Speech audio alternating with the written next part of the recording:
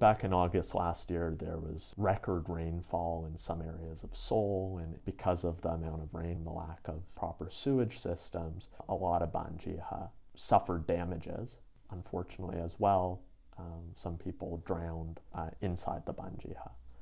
Last year wasn't the first time this happened.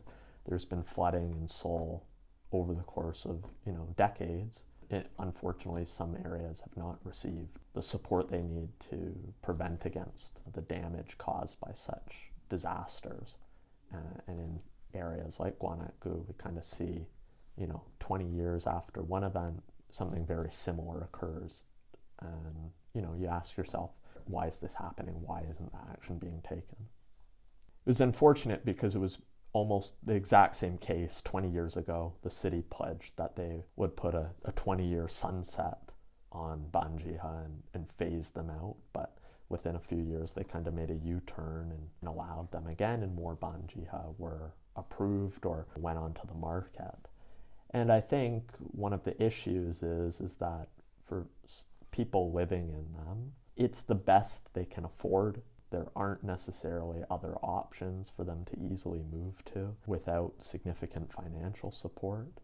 And as well, it's not a huge political priority for politicians, right? It's affecting a certain demographic. So rather than necessarily address their needs, things like apartments and housing for the wealthy are kind of top of the agenda. And that's unfortunately the way it goes unless there's a constant spotlight on this being an issue area that needs focused attention. It can be put on the side burner and forgotten about to a large extent. So I think, unfortunately, that's what's happened in the past. There's some signs that after last year's flooding, the metropolitan government is a bit more serious about addressing the issue.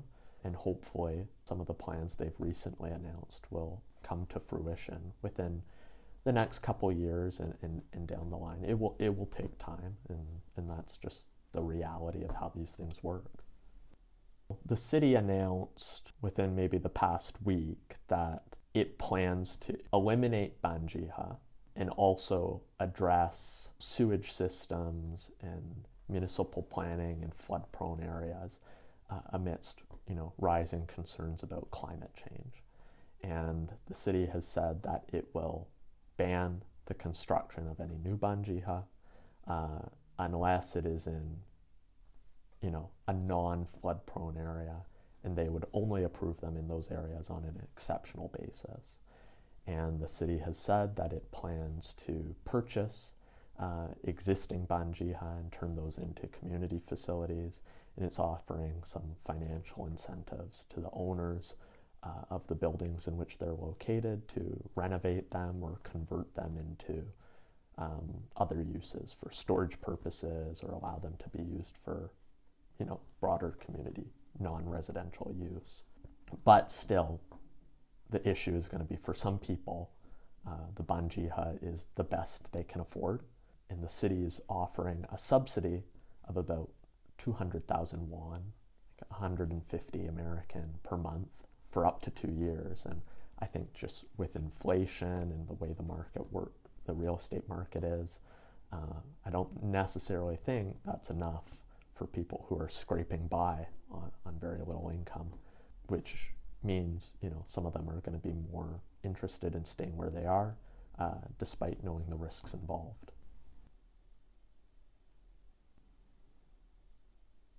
Yeah, so I think the monthly subsidy is kind of one of the main steps that they've taken, as well as opening up some public housing to people who are in Banjiha, and offering to move those people into public housing projects, which are usually rent controlled with lesser deposits, or giving them access to loans if needed.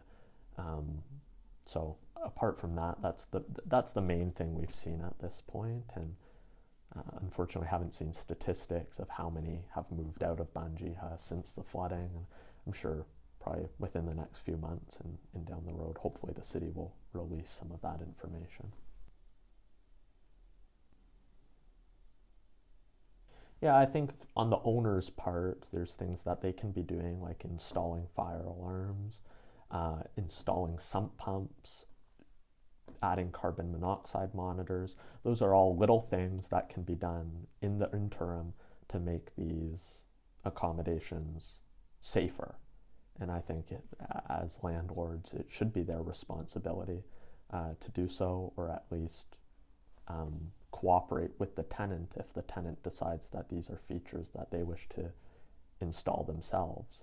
So there are ways we obviously can't make it 100% safe, but there are little things that can be done to make these just a bit more livable, a bit more comfortable, and ultimately, hopefully, reduce casualties should there be, future events like the flooding of last year.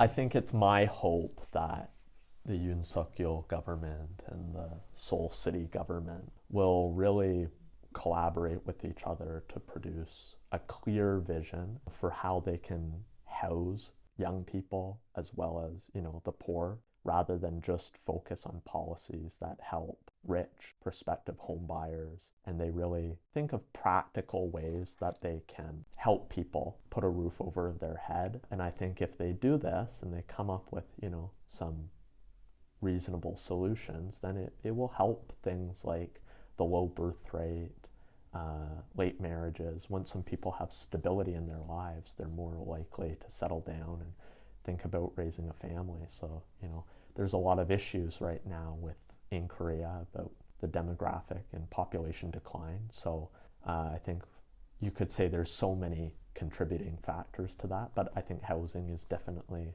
one of them, and housing insecurity. There needs to be somewhat of a paradigm shift, I think, when it comes to what type of policies are being championed when it comes to housing and real estate, and who those are really working to support. I think in January, in one of the last moon villages in Seoul, there was a fire, and a number of makeshift dwellings or shacks were destroyed there. So their moon villages are kind of right on the periphery of the city.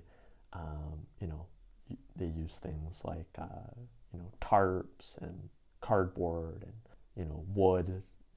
This is where a lot of people were pushed out to during slum clearance projects throughout the 60s and the 70s, and there are a few of those communities that still exist up in the north, in Nowon, and then down in Gwanak-gu, and the one that caught on fire is right on the border of Gangnam. It's called Goryeo Village. So addressing those after that fire occurred there, the administration said it would take a number of actions to move people again into safer housing and develop these areas. The other one, I talked a little bit about it earlier, was the apartments. So I think there's going to be over 100,000 public housing units that are over 30 years old and meet the threshold for redevelopment by 2042. So within the next few decades, we're going to see a lot of public housing units and older apartments decline structurally and need to be replaced.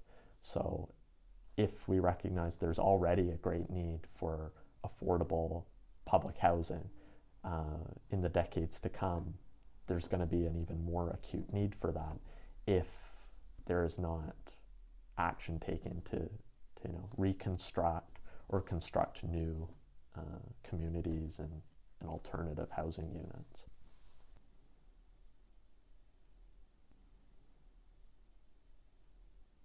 If I'm being cynical, I'd probably say that, I think normally we hear about these measures in the aftermath of some tragedy, and because it's on people's radar. And I think the public, when they hear about these incidents or they hear about casualties, they kind of go up in arms, and I don't blame them. But I think, that kind of prompts governments to firefight and propose solutions that they haven't fully thought through. So I hope, going forward at both, the federal and the local levels, we'll see a bit more initiative taken to be proactive and get ahead of these issues. So, progress can be made without people falling victim.